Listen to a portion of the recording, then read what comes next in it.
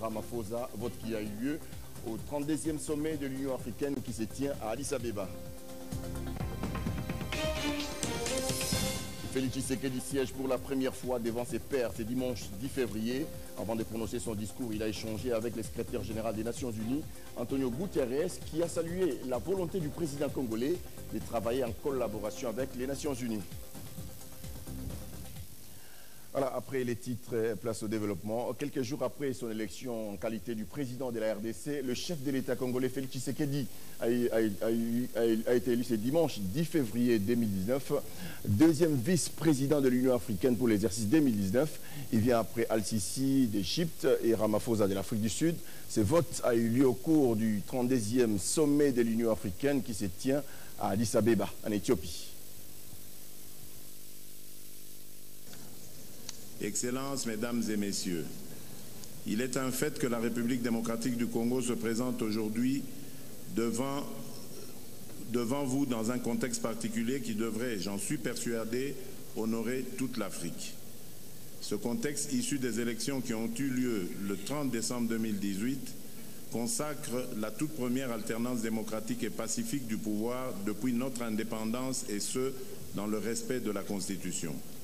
Cette passation pacifique du pouvoir entre le président sortant et le dirigeant du plus ancien parti d'opposition a démenti tous les pronostics du chaos annoncés à l'issue de ces élections. Ce passage de témoin augure également une nouvelle ère où, sur la base de cet acquis démocratique, il nous faut sans relâche ni répit consolider davantage la paix et la sécurité, combattre les antivaleurs, construire un état de droit, renforcer la politique de bon voisinage et le règlement pacifique des différends, neutraliser la nébuleuse des groupes armés qui massacrent et sèment la mort et la désolation dans certaines contrées du pays, tout particulièrement à Beni et à Butembo dans le nord-est.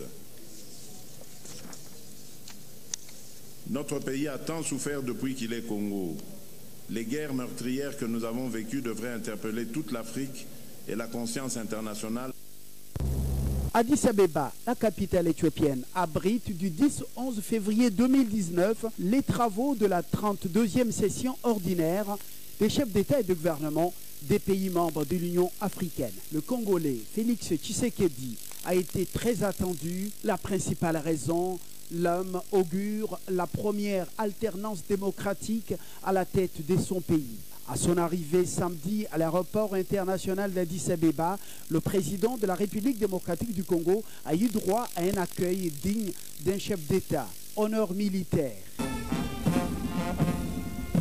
Cérémonial d'accueil en présence du ministre éthiopien du Développement et de l'Économie, du vice-premier ministre congolais des Affaires étrangères et de l'intégration régionale, Léonard Kitundu, et de l'ambassadeur de la République démocratique du Congo en Éthiopie, Jean-Léon Gandou. Après l'aéroport, le cortège présidentiel a pris la direction de Hôtel Hilton, où la délégation des Congolais d'Addis Abeba attendait impatiemment le chef de l'État, sous la désormais très célèbre mélodie au testament d'Étienne Tshisekedi.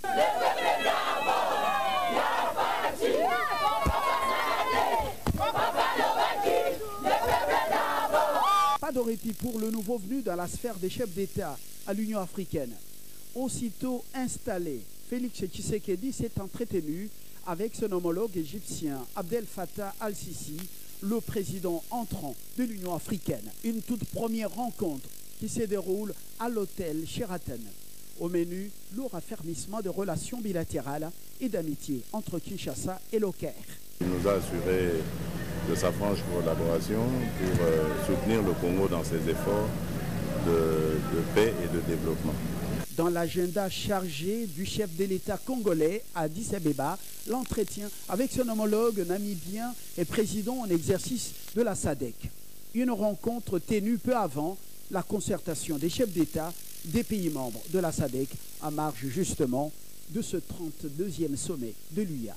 Un événement a signalé à Addis Abeba le chef de l'État congolais, Félix Tshisekedi, qui n'a que quelques semaines à la tête de son pays, vient d'être élu par ses homologues deuxième vice-président de l'Union africaine pour l'exercice 2019, après Al-Sisi et Ramaphosa. L'élection du nouveau dirigeant de la RDC à la deuxième vice-présidence tournante de l'Union africaine est une reconnaissance africaine du numéro 1 de la RDC par l'organisation panafricaine. Un véritable succès diplomatique pour le Congo-Kinshasa qui vient de très loin, surtout quand on connaît les attaques que ce pays a reçues avant et surtout pendant les scrutins du 30 décembre dernier. Alors, il faut retenir que la série de soutiens au chef de l'État continue. La dernière en date est celle du patron de Big Data Group Technologies. Elle est bienvenue Ikaka, qui, au nom de sa firme, a félicité le président Félix-Antoine Tshisekedi. Ce dernier promet un soutien indéfectible au chef de l'État, particulièrement dans les domaines de la technologie, de l'information et de la communication.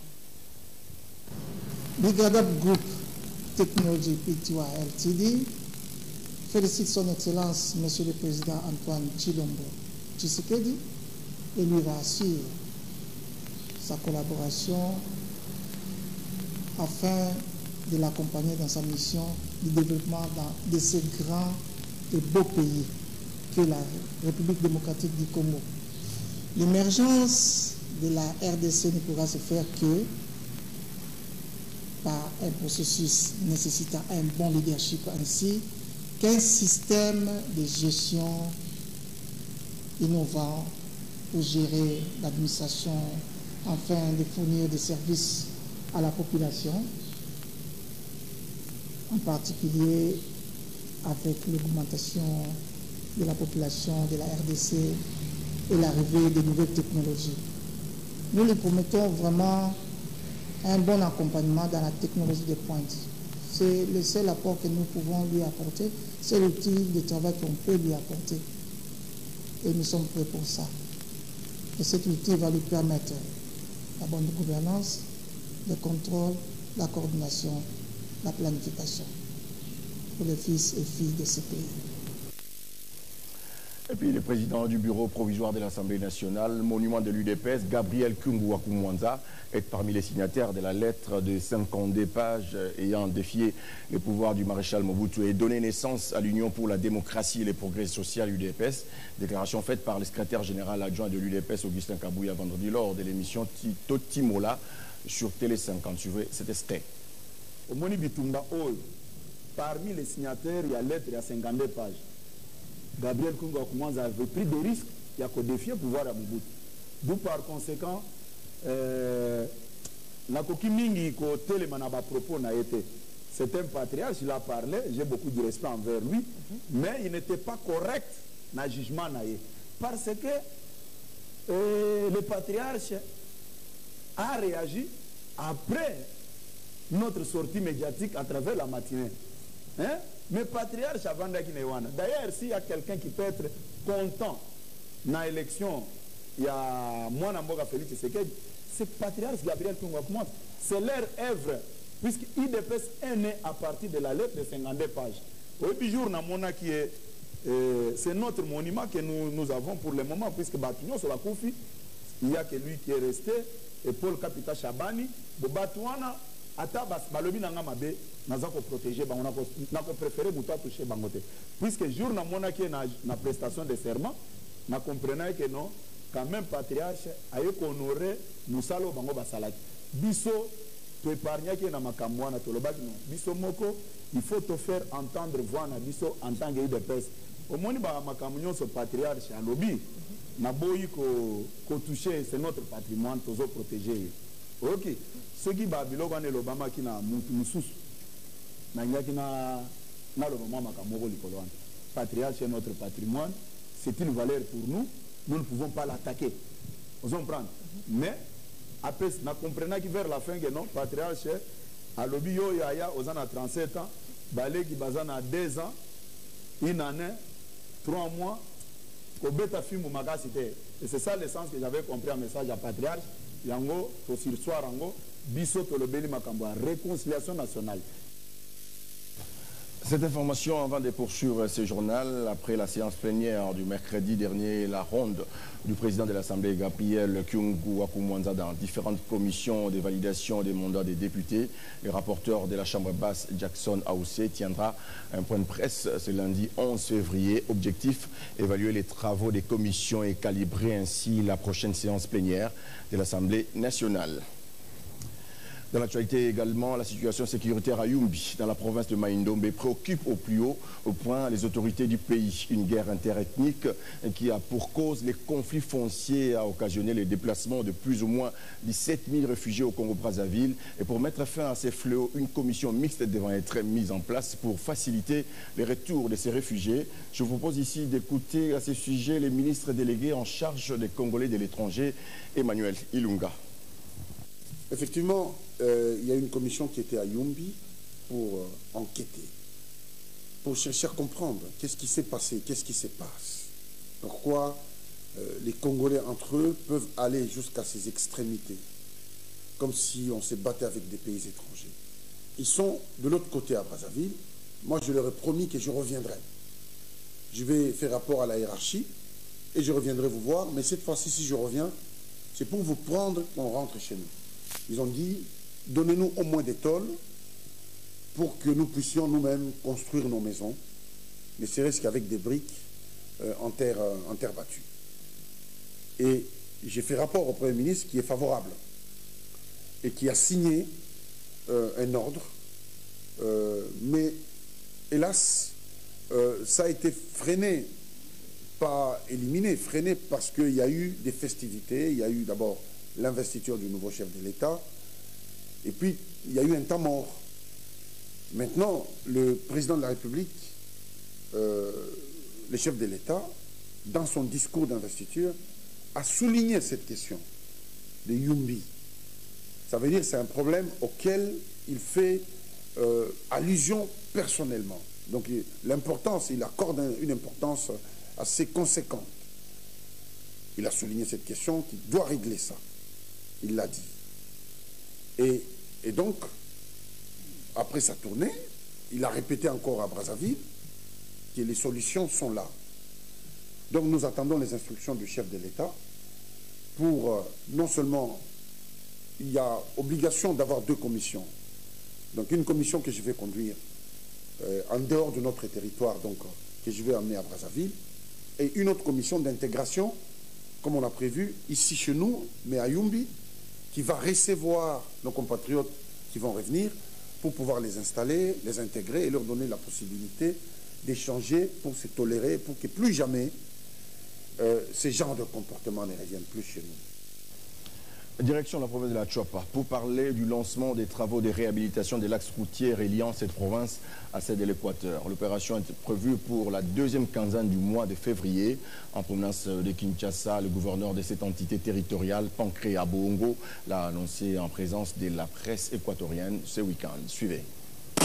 La 2e quinzaine du mois de février de l'année en cours sera consacrée à la réhabilitation du réseau routier de la Chouapa, financé par fonds propres de cette province par son gouverneur Bongo Pancréa. Une action de grande envergure qui s'inscrit alors dans l'actif du numéro 1 de la province de la Chouapa, qui le week-end dernier a fait une escale technique à Mbandaka, en provenance de Kinshasa, où il vient d'assister à la cérémonie de la validation de son mandat en tant que député national. Peu après sa descente de l'aéroport de Mbandaka, c'est face à la presse que le chef de l'exécutif provincial de la Chouapa a martelé qu'il donnera le premier coup de la pioche, consacrant le démarrage effectif des 10 travaux à partir du territoire de Befalé, de les étendre sur tous les tronçons, en commençant par la réhabilitation de l'axe routier qui relie la province de la Chouapa à celle de l'Équateur.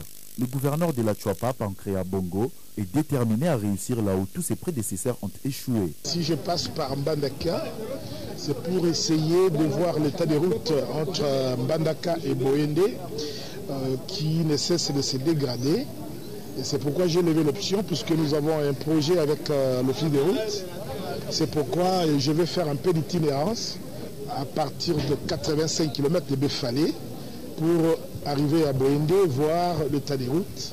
Je vais aussi jeter un coup d'œil du côté de mon collègue de l'Équateur pour qu'ensemble on essaye de mutualiser les efforts pour que cette route soit praticable. La messe est dite, place alors au travail pour l'émergence de la province de la Chouapa en particulier et de l'ensemble du Grand Équateur en général. Redynamisation des activités de la Ligue de jeunes du PPRD, Papi Mpungu Luamba a repris cette initiative sur l'ensemble de la capitale congolaise. Cette démarche avait été interrompue suite aux élections. Il fallait alors la reprendre. Le PPRD reste un grand parti, même si son candidat à la présidentielle avait échoué. C'est la fin du deuil. Il faut faire une projection vers l'avenir et surtout mettre fin à la haine tribale. Message du président de la Ligue de jeunes du PPRD. Quand bien même la campagne électorale de novembre 2018 a interrompu momentanément la tournée dans les différents districts de Kinshasa, tournée initiée par le président de la Ligue de jeunes du PPRD afin de redynamiser les activités à la base, eh bien, Papi Mpungu a repris cette belle initiative.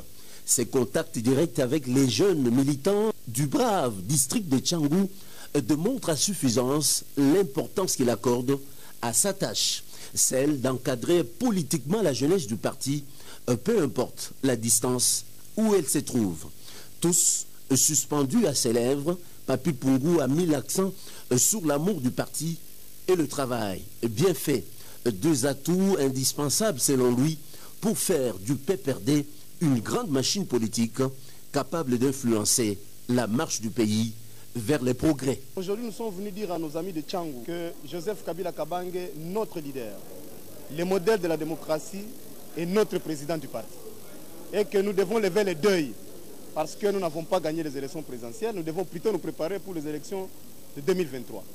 Raison pour laquelle nous disons à partir de Tchangou que cette même flamme militante de résistance et de résilience qui avait animé il y a de cela 18 ans, 20 ans, pour que nous puissions encore reconquérir le pouvoir, que cette même flamme puisse partir de Tchangou afin de préparer dès maintenant les élections prévues en 2023. Et la paix pour tous voit obligé pour consolider la jeune démocratie en République démocratique du Congo a encore une fois inspiré le président national de la Ligue des jeunes. Nous avons profité aussi de l'occasion pour dire à la jeunesse de Tchangou, qui est une jeunesse nationaliste, qui est une jeunesse patriotique, de ne pas céder à toute forme de violence ou de discours qui poussent à la haine. Nous sommes un seul peuple, nous sommes une seule nation, nous sommes un seul district de Tchangou. C'est sur cette note, axée sur le vivre ensemble, prônée par le président de la Ligue des jeunes du PPRD, que la manifestation a pris fin. Allez, on prend cette fois le couple Ebaké qui a effectué ce samedi une descente au quartier compris entre Yolo et Kimbangu. Objectif, inspecter les travaux de construction du pont reliant les deux quartiers de la commune de Kalamou. Cet ouvrage qui permettra à la population de Yolo et Kimbangu de traverser sans problème, contrairement à l'ancien pont, et les travaux sont à l'étape de finissage avec l'écoulement des bétons. Le couple Egwaki, animé par les soucis de voir la population de ces coins de la capitale, d'être à l'aise pendant la saison des pluies, ces couples n'a jamais cessé d'assister la population par plusieurs actions dans le domaine de la salubrité publique. On a fait initier le travaux de ces ponts. Ce n'était pas dans le but de gagner un électorat quelconque. Nous l'avions fait par le souci du bien-être de la population de ce point, qui après le grand pluie sont toujours vraiment enclavés. Il y a des mamans qu'on transporte par des dos, par de jeunes gens. Les œuvres du vice-ministre de la Pétentique ne se limitent pas à Kinshasa. Omer Egwake est entendu à l'intérieur du pays avec la construction des marchés modernes à Bumba et Ebunda, où il s'est approprié le programme de la révolution de la modernité. D'autres actions seront entreprises pour stimuler les Congolais à poser des actes sociaux en faveur de la population, précise Omer Egwake. Les leaders des Bangala a par ailleurs annoncé la reprise des activités politiques sur toute l'étendue du territoire national pour convoitiser les Congolais à bannir la haine, le tribalisme, la xénophobie et de cultiver la paix dans notre pays, la République démocratique du Congo. Et en sport, championnat national de la Ligue 1, d'abord, il y avait un choc des titans. C'est dimanche au stade des Martyrs de la Pentecôte.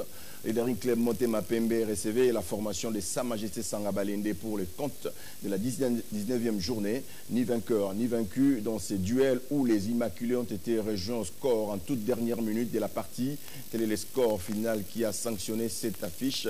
Et bien, avant le choc, le FC Renaissance du Congo a aligné une nouvelle victoire, 3-2 devant les JS Bazano.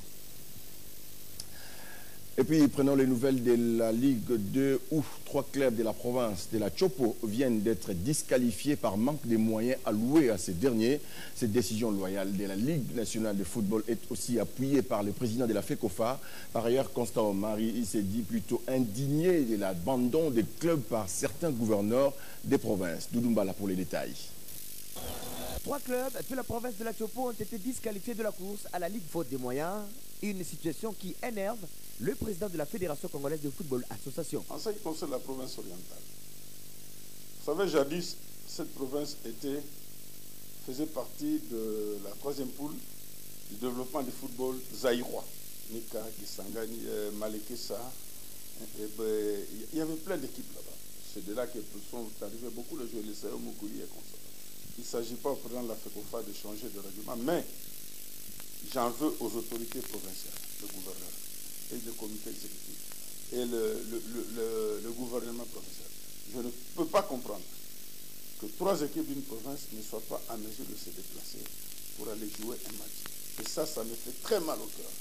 Ça me fait très mal au cœur tout simplement parce que nous nous démerdons, nous, de la FECOFA, pour amener les autorités politiques à comprendre que la jeunesse est très importante. D'ailleurs, vous l'avez vu, pendant les élections, tout le monde recourait à la jeunesse. Dans un temps ferme, comme il sait le faire, quand il s'agit de parler football national, Constant Omari Selemani s'insurge contre l'abandon total de la jeunesse. Pourtant, pendant la campagne électorale, elle était en vue. La jeunesse de cette province doit tirer toutes les conséquences. Moi, je me bats avec beaucoup de gouverneurs et j'en appelle, je l'ai dit à beaucoup de sportifs. Évitez de faire voter à la tête de vos provinces des gens qui n'ont aucune sensibilité pour le sport d'une manière générale, qui n'ont d'une manière particulière la jeunesse et le football. Profitant de cette occasion, les patrons du football congolais a émis les vœux de voir 2 personnes de bonne volonté de prendre en main la promotion du football dans nos provinces, à l'instar de Guy Lusangui. J'ai appris que le président de la Ligue, Guy Lusangui, était candidat. Je l'encourage, je demande aux députés provinciaux, si c'est possible, de le voter. Parce que cette province ne peut pas se mourir. Il n'y a plus de stade. Je ne sais même pas, on peut faire jouer des matchs dans quel stade. Bientôt, nous serons de prendre des décisions pour délocaliser aussi tous les matchs de ce côté-là, à part l'Ituri, où on fait un effort. La FECOFA attend donc des nouveaux gouverneurs qui seront élus incessamment et des démarcations pour la promotion du football congolais. Fin de ce journal, en voici les rappels des principaux titres. Le chef de l'État, Félix Tshisekedi, élu 2e vice-président de l'Union africaine pour l'exercice 2019. Il vient après Al-Sisi et Ramaphosa, vote qui a eu lieu au 32e sommet de l'Union africaine qui se tient à Addis Abeba. Félix Tshisekedi siège pour la première fois devant ses pairs ce dimanche 10 février. Avant de prononcer son discours, il a échangé avec le secrétaire général des Nations Unies, Antonio Guterres, qui a d'ailleurs salué la volonté du président congolais de travailler en collaboration avec les Nations Unies. Voilà, l'actualité reste en continu sur votre chaîne. À très bientôt.